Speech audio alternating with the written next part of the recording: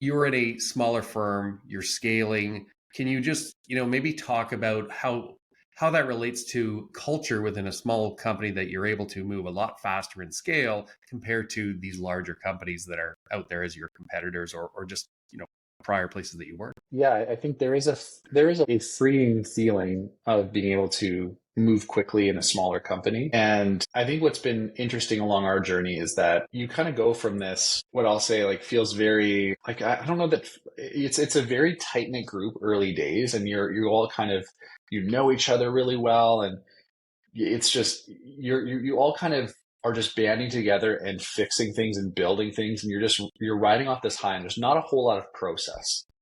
And then as we were building the company, it's that started to become more challenging, right? You have now 30, 40 people, and you need some lightweight process around how you build things. And so I think for me, it was always thinking of what is the most minimal bite-sized amount of process that we need to implement.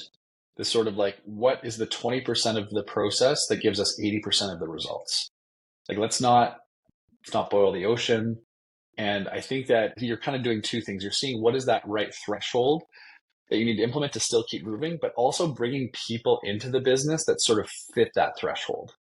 And what I mean by that is not everyone is going to thrive in a 20, 30-person company, and not everyone's going to thrive in a 500-person company. There are, I think, areas where people find they're in their sweet spot. And if you bring someone in that's not a fit for that spot that you're in, where you're 20, 30 people, and they're used to being in a big corporation with lots of decision makers and lots of process, it could be uncomfortable for them.